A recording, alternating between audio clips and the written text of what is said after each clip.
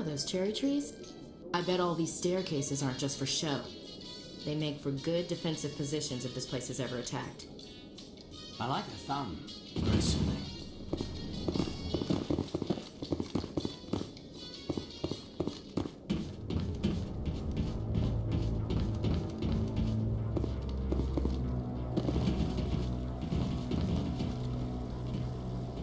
Saren's hiding something. Give me more time. Stall them. Stall the council? Don't be ridiculous. Your investigation is over, Garrus.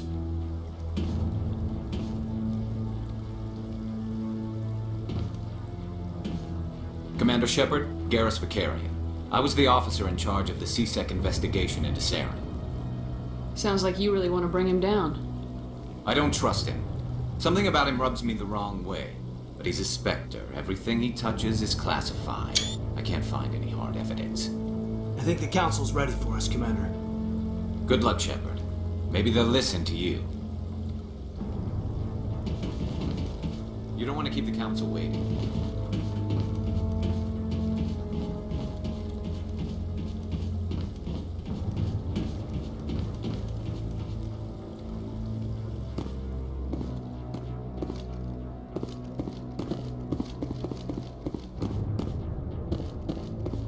Don't be ridiculous.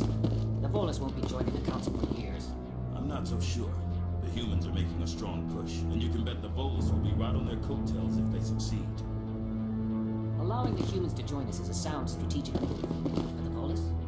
No. The Hanna are likely to be next, then the Elcor. You may be right, though the Hanar need to lighten up a bit first. You just don't like them because you have trouble understanding them.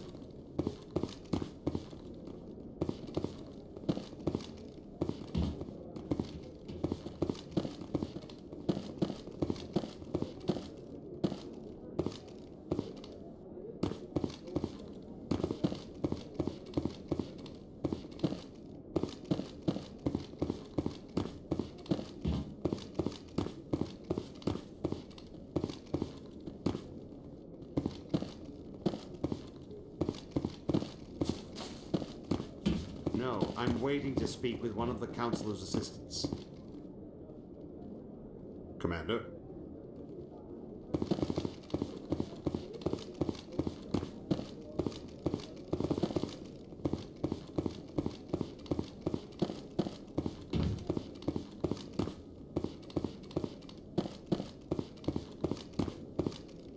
The hearing's already started. Come on.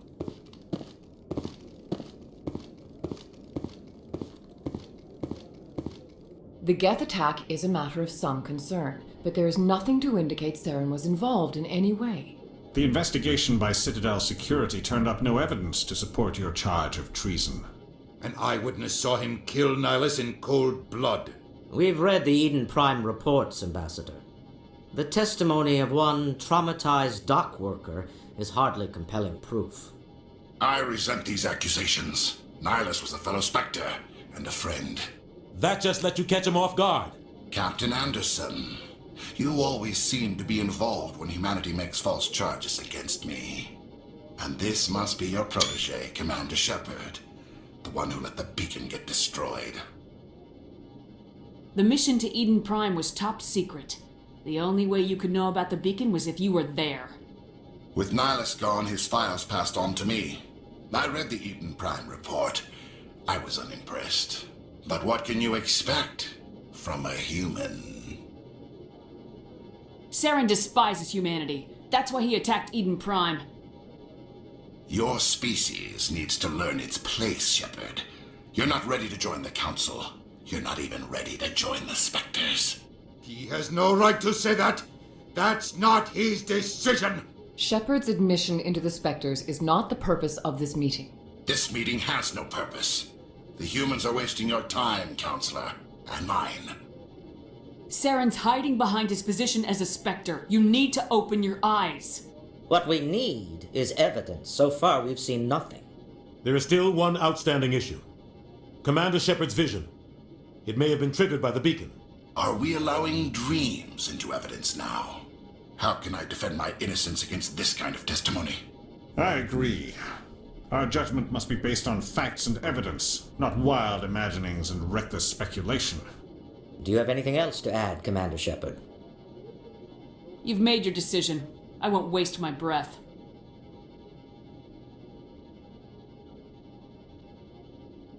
The Council has found no evidence of any connection between Saren and the Geth. Ambassador, your petition to have him disbarred from the Spectres is denied. I'm glad to see justice was served. This meeting is adjourned.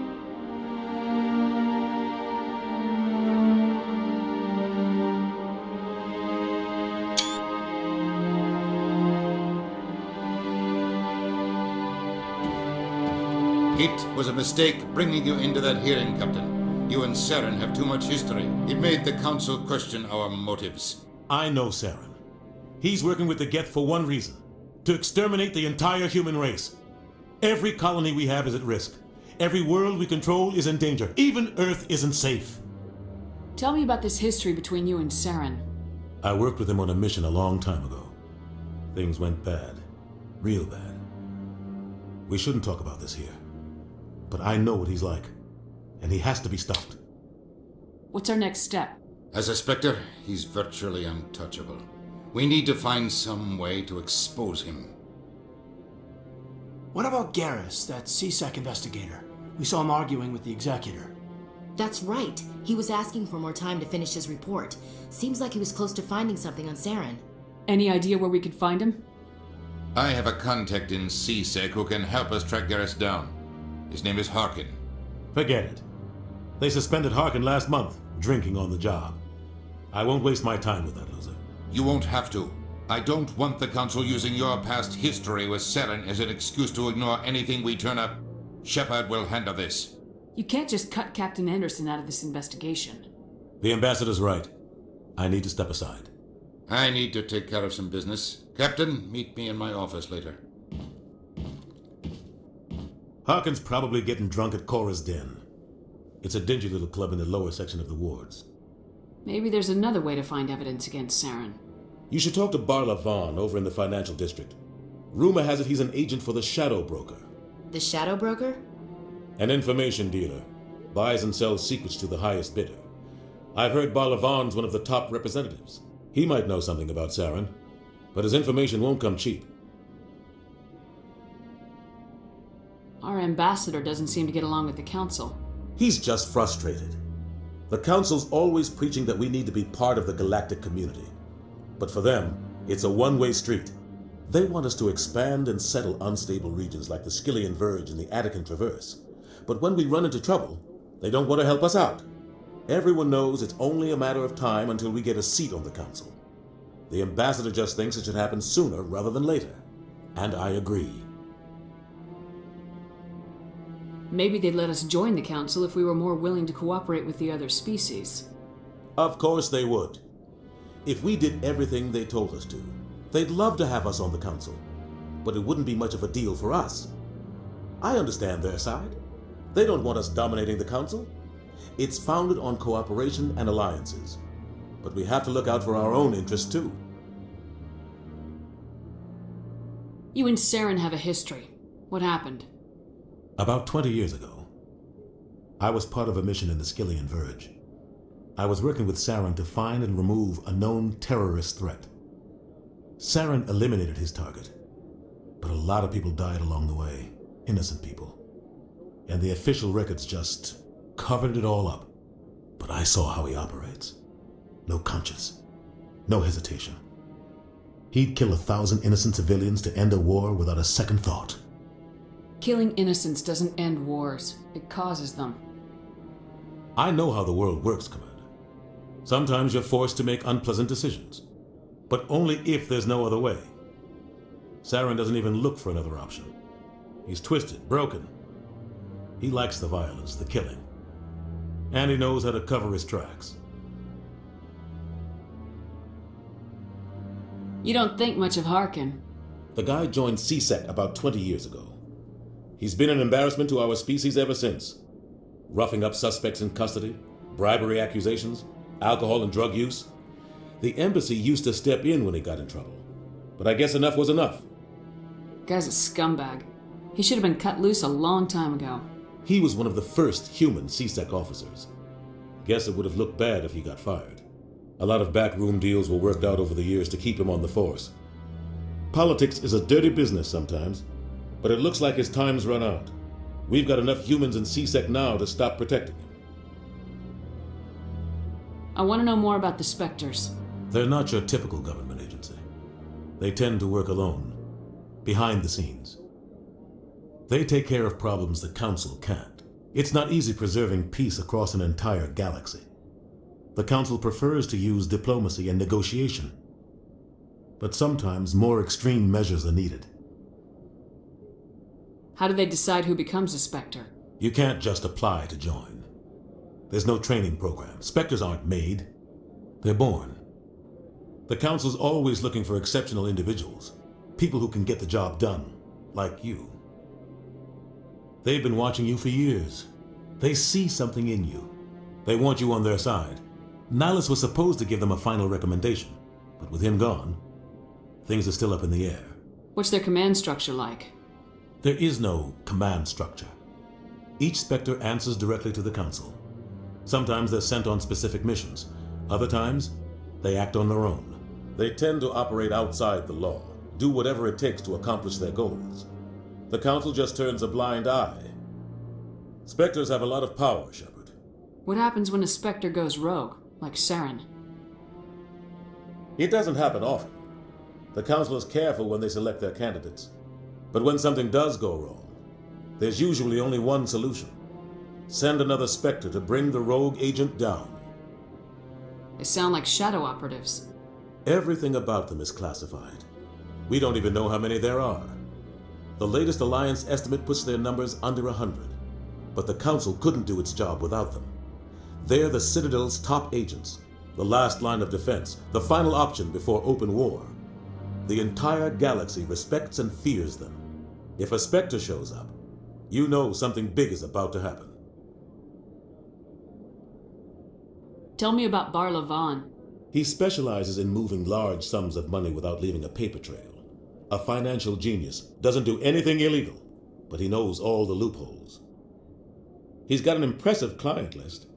Ambassadors, diplomats, Spectres. That's probably why the Shadow Broker uses him. Tell me more about the Shadow Broker. He's a necessary evil of galactic politics. Buying and selling information is a part of the game, and the Shadow Broker just happens to be the best player on the field. Always sells to the highest bidder. Doesn't get involved in politics, doesn't pick sides. A simple system, but it works. He's not a threat to anyone, not directly. He's just a resource we can use, or she is. Or maybe they are. Nobody really knows. I should go. Good luck, Shepard. I'll be over in the ambassador's office if you need anything else.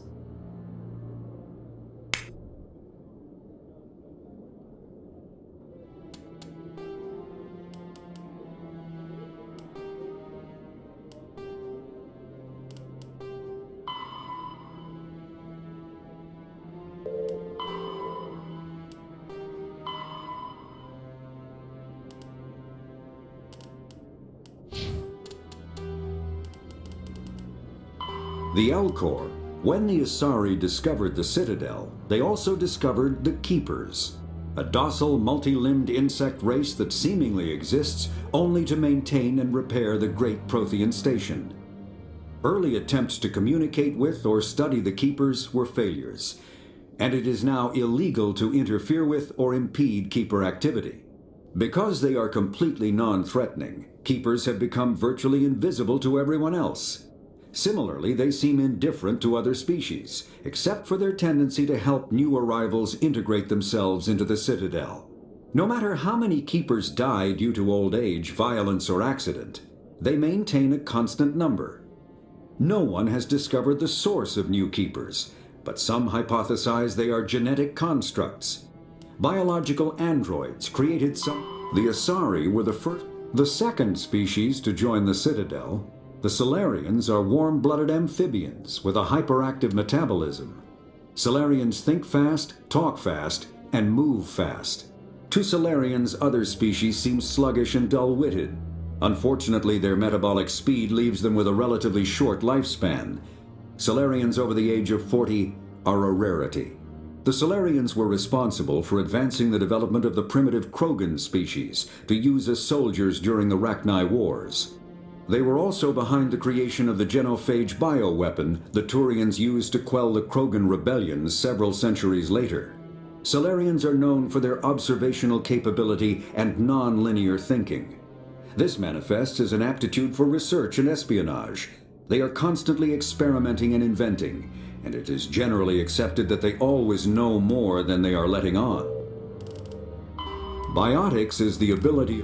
Mass relays are feats of Prothean engineering advanced far beyond the technology of any living species. They are enormous structures scattered throughout the stars, and can create corridors of virtually mass-free space, allowing instantaneous transit between locations separated by years or even centuries of travel using conventional FTL drives. Primary mass relays can propel ships thousands of light years, often from one spiral arm of the galaxy to another.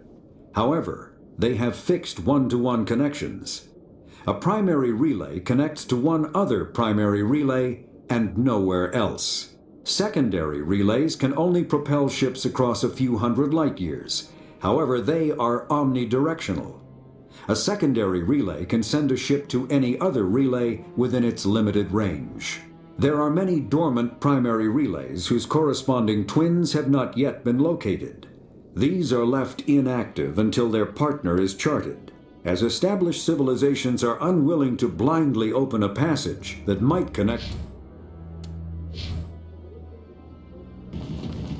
So, this is where the Council passes judgment on all us little folk, huh? Ever get the feeling we're in over our heads, Commander? You sure have to climb a lot of stairs to reach the Council. Think that's supposed to be symbolic of their importance?